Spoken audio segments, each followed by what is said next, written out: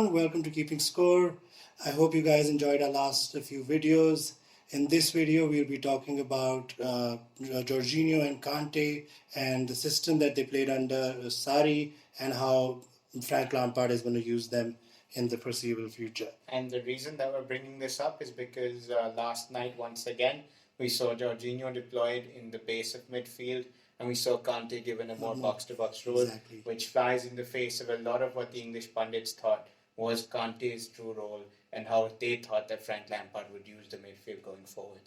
So, Hamza, before we get into how they looked yesterday, could you explain to me why Sarri played them the way that he did? Yeah, sure, I would love to. The way Sarri system works is the attack works from the back. So the two centre backs are the real initiators of the attack, and Jorginho or whoever the DM is actually moves very close into these guys, and he's the facilitator for them. His job is to take the ball and spray it out to the forward moving midfielders and the attackers. So now this is the role that Sarri needs his DM to be. And if you really look at the characteristics of the two players, there's Kante, who is a great ball winner, who is great running with the ball and moving it up, and in a old style DM or Makelele role, he would fit perfectly. But Sarri didn't need that person. Sarri needed someone who would get the ball and spray it forward to the midfielders and be able to be quick enough to get that accurate passes. And to receive that ball under pressure. And to receive the ball under pressure, to have that confidence on the ball. Exactly.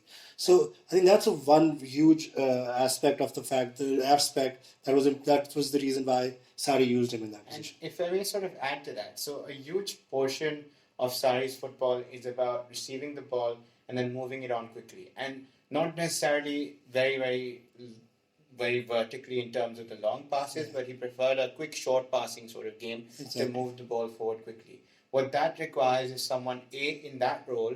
In both Chelsea and Napoli, we saw Jorginho getting far more touches than any of his teammates, right? So it implies that you need someone who is the most comfortable on the ball and who is most able to move on the ball quickly as well. So he'll have the most passes and the most touches in the game. And there's no doubts about that sort of a role is not something that you give to a destroyer as such. This is more of a midfield general or someone ideally who is your best ball player or best playmaker in the team from deep areas. And that, no doubt, is something that Jorginho does better than anybody else in the Chelsea team. And Kante is not necessarily cut out to do that. That's not to say he wouldn't do it really well if he had to. But definitely the role is not one necessarily predicated on winning the ball, but more around receiving the ball, laying it on, and then constantly being in spaces to get the ball back and move it on. Conversely, I would say another aspect of this particular role is the movement side of things. So one of the things that Jorginho doesn't necessarily do is break through the lines very often or drive a lot with the ball. But we know that Kante loves to do that. However, in the defensive midfield role that Sarri envisions, the defensive midfielder is supposed to do a lot of sitting, a lot of clever moving, doesn't move too much with the ball, and more importantly, doesn't drive with the ball. He's always looking to pass the ball and move the ball on quickly. And Kante, contrary to that, is somebody who likes to take the ball and then run with it. Right? So that's not something Sarri at least necessarily wanted from his defensive midfielders. So I feel that's one of the reasons why Kante didn't play. Exactly right. Another reason for that is I'm going to sort of add to your point on the fact that Kante, being the destroyer that he is, the ball winner that he is, and the sort of person that you really would love to be in a one-on-one situation, high pressure pressing situation, he'd be the perfect person. Because he's your best ball winner. He's your best ball winner. And the second thing about that you also mentioned is the mobility aspect of him, is the fact that he's not just someone who can just win the ball for you and pass it to the nearest person. He can win the ball, and he has the ability to drive forward and go past players. As United fans. Exactly. They did under Sarri as well, and this time as well too. But now another aspect that I would like to also mention with regards to Kante playing in that role, and then it's simple. It's the best use of your assets. Jorginho, like you mentioned properly, is best utilized in that position.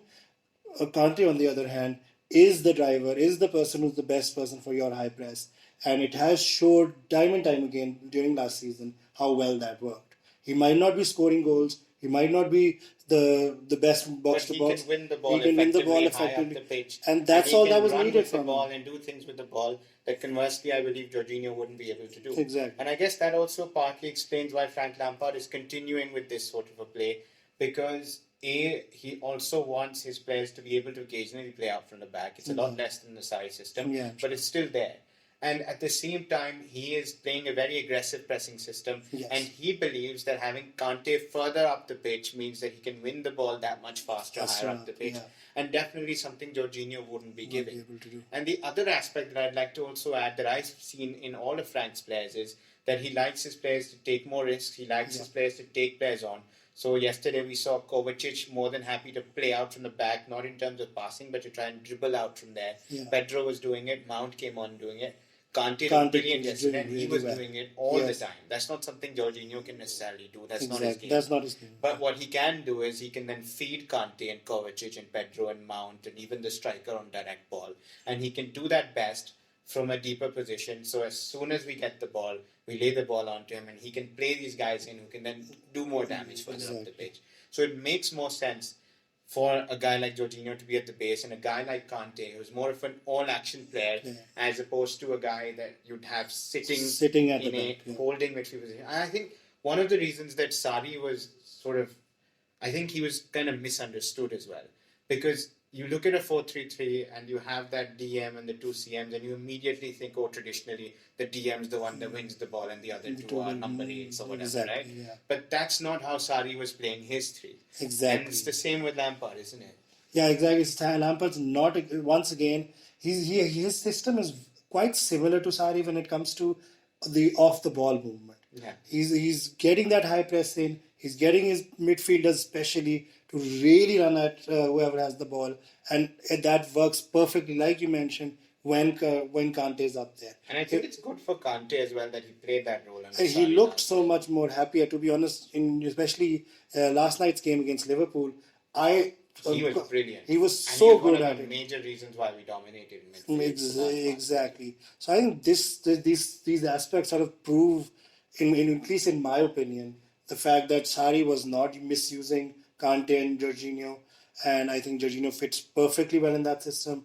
And He played really well And he played really well yesterday as well. So he fits in if I could Lampard's just system as well. to wrap things up, if I could just remind fans and people who've been critical of Sarri, and I'm looking at Andy Gray and Paul Merson and Stevie Nicol and all these guys, they keep saying that Kante is a defensive midfielder. But they sort of, if you go through Kante's career, right from Car into Leicester, into Chelsea, his best seasons have always come playing in a midfield too.